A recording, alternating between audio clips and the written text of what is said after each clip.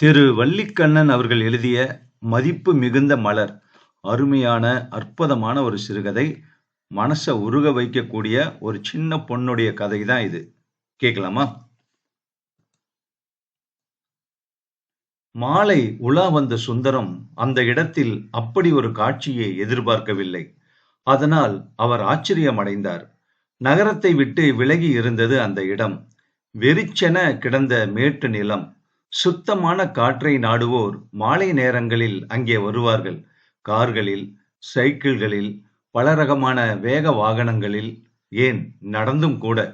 உயர்குடியினர் ஆரோக்கியம் தேடி அந்த வட்டாரத்தில் வசிக்க வருவது உண்டு. அவர்களுக்கு வசதியாக பங்களாக்கள் அங்கும் இங்குமாய் தனித்தனியே கட்டப்பட்டிருந்தன. அவர்களில் சிலர் பொழுதுபோக்குவதற்கு என்று ரெக்ரியேஷன் கிளப் ஒன்று அமைத்திருந்தார்கள். அதற்கு தனி கட்டிடம் இருந்தது.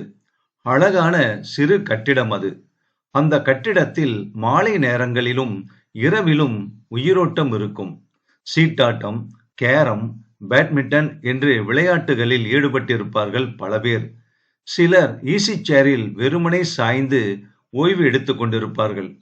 பொதுவாக மாலை உலா வருகிறவர்களை தவிர வேறு யாரையும் வெளியே காண முடியாது. அந்த மேட்டு நிலத்தில் பறந்து கிடக்கும் பெருவெளி அது. எங்கும் காய்ந்து உலர்ந்த புல்லும், பொழிஞ்சி, தும்பை போன்ற செடிகளுமே தென்படும். அங்கங்கே ஆரவாரம் இருக்கும். செடிகளும் பொன் குவியல்களாய் பூத்து சிரித்து குலுங்குவதும் பார்வையில் படும். 1-2 மரங்களும் உண்டு.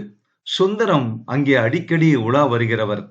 அவரை அறிமுகம் செய்து கொள்ள விரும்பியவர்கள் அல்லது அவராக நெருங்கி தெரிந்து கொள்வதற்கானவர்கள் அன்று வரை அங்கே எவரும் குறுக்கிட்டதில்லை.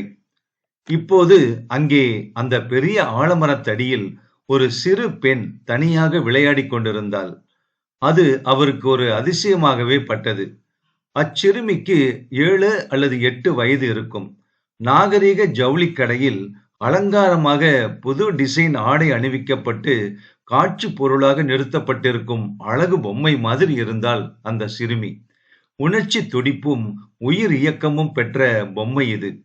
தானாகவே சிரித்துக் கொண்டு வேறு யாருடனோ பேசுவது போலவும் பாவனைகள் செய்து கொண்டு அவள் தனக்காக ஒரு தனி உலகம் அமைத்து அதில் உற்சாகமாக இயங்கிக் கொண்டிருந்தாள். ஆனந்தமாக தெரியும் வண்ணத்து பூச்சி அந்த பெண். கவலையின்றி ஆடி பாடி சிறகடிக்கும் சிறு பறவை. அழகான பூங்கொத்து. நல்ல குழந்தை. சுந்தரம் அச்சிறுமியை இப்படி வியந்து நின்றார். சும்மா வேடிக்கை பார்த்தார். சிறுமி அவரை பார்த்தாள். அவளது ஒளி நிறைந்த கண்கள் மேலும் சுடரிட்டன. அவள் சிநேகமாக சிரித்தாள். இளம் வெயில் போல் அது அழகாக இருந்தது. இது வித்தியாசமான குழந்தை என்று அவர் மனம் சொன்னது. புதியவர்களை பார்த்து கூச்சப்படுகிற குழந்தைகள், வெட்கப்படுகிற குழந்தைகள், அனாவசியமாக பயப்படுகிற குழந்தைகள், அழுகிற குழந்தைகள், இப்படி குழந்தைகள் பலவிதம்.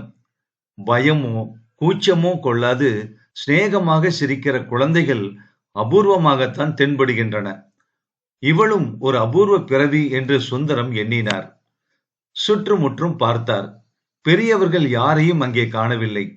காரில் அல்லது வேறு ரக வாகனங்களில் மேட்டு நில வட்டாரத்துக்கு காற்று வாங்க வருகிற பெரியவர்கள் எப்பவாவது தங்களோடு குழந்தைகளையும் கூட்டி வருவது உண்டு. அவர்கள் பிள்ளைகளை தாராளமாக வெளியே விளையாட அனுமதிக்க மாட்டார்கள். இப்படி தன்னந்தனியாக ரொம்ப நேரம் விளையாட விடுவதில்லை. இவள் யாருடன் வந்திருப்பாள் என்று சுந்தரம் சந்தேகப்பட்டார். அதை அச்சிறுமியிடம் கேட்டார். உன் கூட யாரு வந்திருக்கா? யாரும் வரல, நானாதான் வந்திருக்கேன் என்று தயங்காமல் பதில் கூறினாள் அச்சிறுமி. உனக்கு பயமா இல்ல? பயம் என்ன பயம் என்று கூறிய சிறு பெண் அவரை ஆச்சரியமாக பார்த்தாள். நீ தனியா வந்திருக்கியே, அப்பா அம்மா உன்னை தேட மாட்டாங்களா? கோச்சிக்க மாட்டாங்களா என்று சுந்தரம் மேலும் விசாரித்தார்.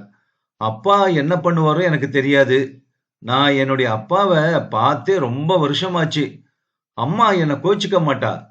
அம்மா தேடுறதுக்கு முந்தி நான் வீட்டுக்கு போயிடுவனே என்று அவள் அமைதியாகச் சொன்னாள்.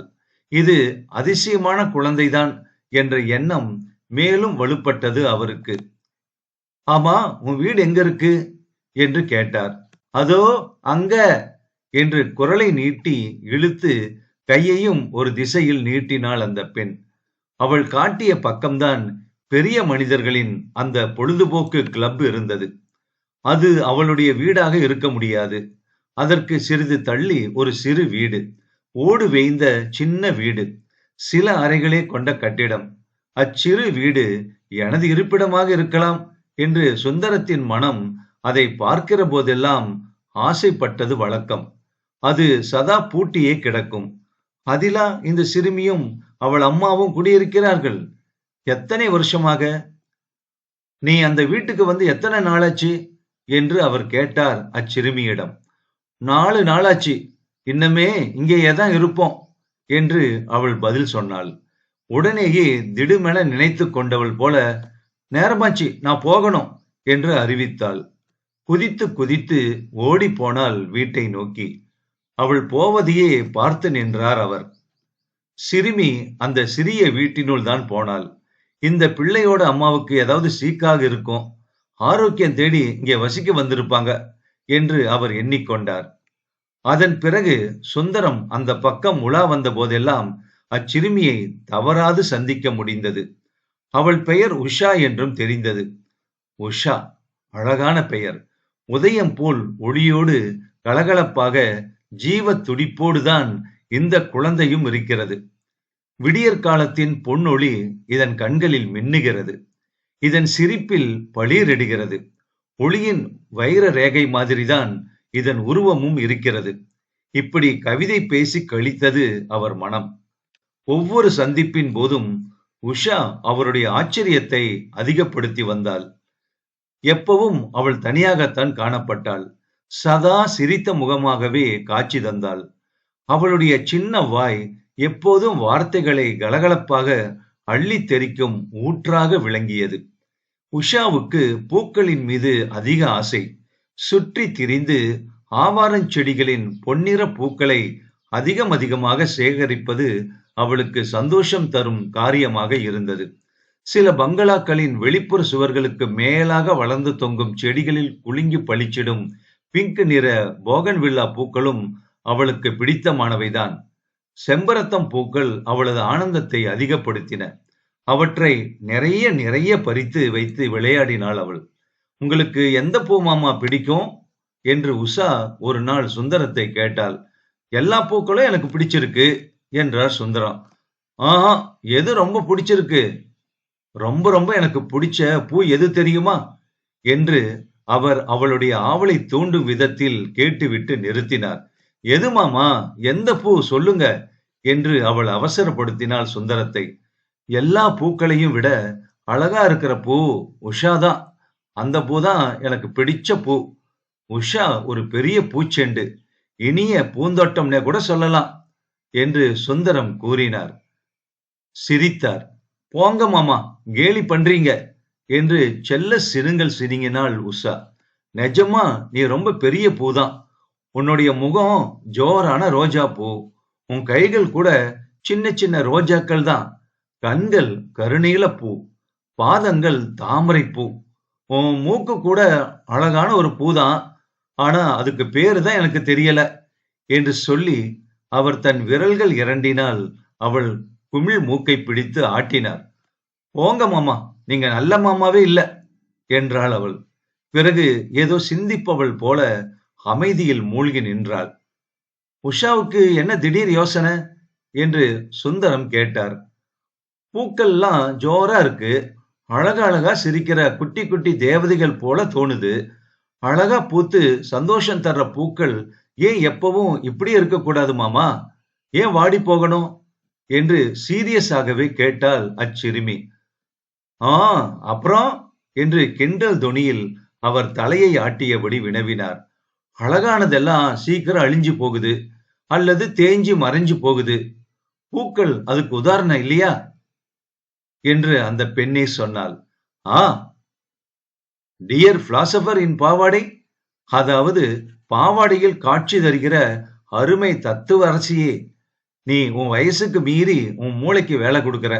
நீ சின்ன பிள்ளையா, சிட்டு குருவியா, வண்ணத்து பூச்சியா, கவலை இல்லாம உல்லாசமாகவே விளையாண்டுகிட்டு இரு என்று உபதேசியார் மாதிரி பேசினார் சுந்தரம். வவ்வ என்று வாயை கோணலாக்கி பழிப்பு காட்டினாள் அச்சிறுமி. பூக்களை சிதறி வீசிவிட்டு ஓடிப்போனாள் அங்கிருந்து. குரங்கு, செங்குரங்கு என்று உரத்து கூவினார் சுந்தரம் சிரித்தபடியே. அழகிய பூக்களை அப்படி அந்த பெண் ஆசைப்படுத்தியது அவருக்கு சற்று எரிச்சல் தந்தது. உஷா திரும்பி பார்க்காமலே போய்விட்டாள். நாளைக்கு அவளுக்கு அழகான பூக்கள் கொண்டு வந்து கொடுக்க வேண்டும். அவள் முகமே பெரிய ரோஜா பூவை சிரிப்பதை காண வேண்டும் என்று அவர் மனதிற்குள் எண்ணிக்கொண்டார். ஒன்றை நினைக்கின் அது ஒளிந்திட்டு ஒன்று ஆகும் என்பது வாழ்க்கையில் சகஜமாக நடப்பதுதான். சுந்தரத்தின் விஷயத்திலும் அப்படித்தான் ஆயிற்று. மறுநாள் மேட்டு நிலம் பக்கம் அவர் உலா போக முடியவில்லை. அவரை கண்டு சில முக்கியமான விஷயங்கள் பேசுவதற்கென்று சிலர் வந்துவிட்டார்கள். அதற்கு அடுத்த நாளும் அப்புறம் தொடர்ந்து 10 நாட்கள் அவர் அங்கே போக முடியாமலே போயிற்று. வெளியூர் போக நேரிட்டு விட்டது. சுந்தரம் திரும்பி வந்ததும் மாலை உலா கிளம்பினார். வழக்கமான இடத்திற்குத்தான். உஷா விளையாடி கொண்டிருப்பா. தன்னை பார்த்ததும் மூஞ்சிய உம்முன்னு வச்சுக்கிட்டு கோபமா இருப்பா. ஏன் இத்தனை நாளா வரல மாமான்னு கேப்பா. இப்படி மனம் என்ன காற்றாடியை மேலே மேலே பறக்க விட அவர் வேகமாக நடந்தார்.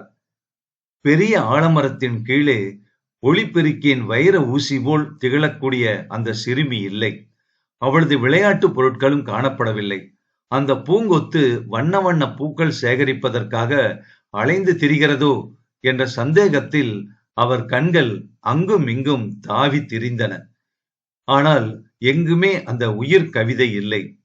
இந்த நேரத்தில் உஷா வீட்டிற்குள் அடைந்து கிடக்க மாட்டாளே? விசேஷ காரணம் ஏதாவது இருக்க வேண்டும். அவர் மனதில் ஒரு பதைபதைப்பு. சுந்தரம் அந்த சிறிய வீட்டை பெரிய மனிதர்களின் பொழுதுபோக்கு மன்றம் உயிரோட்டத்துடன் இயங்கிக் கொண்டிருந்த எடுப்பான கட்டிடத்திற்கு அருகில் இருந்த அந்த அழகிய வீட்டை நோக்கி நடந்தார். கிளப் ஜீவனோடுதான் தென்பட்டது. பக்கத்து சிறிய வீட்டில் ஒளி குன்றி போனதாக அவருக்கு தோன்றியது. அந்நியமான வீடு அவருக்கு. அந்த அம்மாள் அறிமுகமானவளும் இல்லை. அந்த சிறு பெண் உஷாவை அவள் விளையாடும் மரத்தடியில் சந்தித்து பேசியதுதான். அவளுடன் அவள் வீட்டை எட்டி பார்க்க அவர் வந்தது கூட இல்லையே. சுந்தரம் வெளி கேட் மீது கை பதித்தவாறு தயங்கி நின்றார். உஷா என்று அவர் உள்ளம் கூவியது. ஆனால் குரல் கொடுக்கவில்லை அவர். உஷாவின் அம்மா அப்போது வெளியே வந்தாள். எதேச்சையாக வந்தவள் தயங்கி நிற்கும் அவரை பார்த்ததும் அவசரமாக அவரிடம் வந்தாள். வாங்க வாங்க, உள்ள வாங்க என்று அவரை அழைத்தாள். உஷா உங்களுக்கு தொல்லை கொடுத்திருப்பாளே, சரியான தொணதொணப்பு இல்லையா? அம்மா அவளாகவே ஒரு கருத்து தெரிவித்தாள். அப்படியெல்லாம் இல்லைங்கம்மா. உஷா அதிசயமான பொண்ணு, உற்சாகமான சிறுமி, துள்ளி திரியற கவிதை. அவள் செயல்கள், பேச்சு எல்லாம் எனக்கு சந்தோஷத்தை தந்தது. ஆமா, அவள் எங்க காணோம்? சடக்கென தலையை தாழ்த்தி கொண்டு விருட்டென அந்த அம்மாள் ஏன் வீட்டிற்குள் போக வேண்டும்? அவருக்கு மிகுந்த குழப்பம் ஏற்பட்டது. சிறிது நேரத்தில் அவள் திரும்பி வந்தாள். முகத்தை துடைத்துக் கொண்டு அவள் கண்கள் கலங்கி இருந்தன. உஷாவின் கடைசி காலத்துல அவ சந்தோஷத்தை அதிகப்படுத்தினவங்க நீங்க. உங்களை பத்தி அவ வாய் ஓயாம பேசுவா. நீங்க தேடி வந்தா இத உங்ககிட்ட கொடுக்க சொன்னா என்று ஒரு கவரை அவள் அவரிடம் தந்தாள். அவர் திகைத்து போனார். அம்மா, ஆமா, எங்க உஷா? உஷா எங்க என்று குளறினார். அந்த பூ வாடி போயிடுச்சுங்க. அவள் விம்மினாள். மின்னாமல் உருமாது பேரிடி ஒன்று விழுந்தது போல் இருந்தது சுந்தரத்துக்கு. என்னது? என்னாச்சு? ஏன் என்று கதறினார். உஷாவுக்கு இருதய கோளாறுங்க. ஏதோ பலவீனம். சிகிச்சைக்காக தான் இங்க வந்து தங்கணும். அவ ரொம்ப காலம் வாழ முடியாதுங்கிறது தெரிஞ்ச முடிவுதான். அதனால அவ இருக்கிற வர சந்தோஷமா இருக்கட்டுமேன்னு நான் விட்டிருந்தேன். நீங்களும் உங்களாலான உதவி செஞ்சிருக்கீங்க. அவ ரொம்ப சந்தோஷப்பட்டா. 3 நாளைக்கு முன்னாடி உஷா போயிட்டாங்க. அழுகையை அடக்க இயலாதவளாக அவள் உள்ளே ஓடினாள். சுந்தரம் தன் கையில் இருந்த கவரை பிரித்து பார்த்தார். அதில் ஒரு படம் இருந்தது. வெள்ளை தாளில் வானவில் வர்ணங்களில் பளிச்சிட்ட ஒரு பூவின் படம் உஷா வரைந்தது. அதன் மேலே மதிப்புமிக்க மலர் என்று அவள் எழுதியிருந்தாள். கீழே அன்பு நட்பு என்றும் எழுதியிருந்தாள். ஆனால் அவ்வார்த்தைகளை அன்பு நட்பு என்று உஷா எழுதியிருந்தாள். வேண்டுமென்றே தெரிந்தே செய்யப்பட்ட இலக்கணப் பிழைதான் என்று எண்ணிக்கொண்டார் சுந்தரம். அவர் கண்களில் இருந்து கண்ணீர் பூக்கள் உதிரலாயின. மதிப்புமிக்க மலர் சிறுகதை முற்றும். கண்டிப்பா நம்ம கண்கள் எல்லாமே கலங்கி இருங்கல்ல, மனசே உருகி போயிடுச்சு.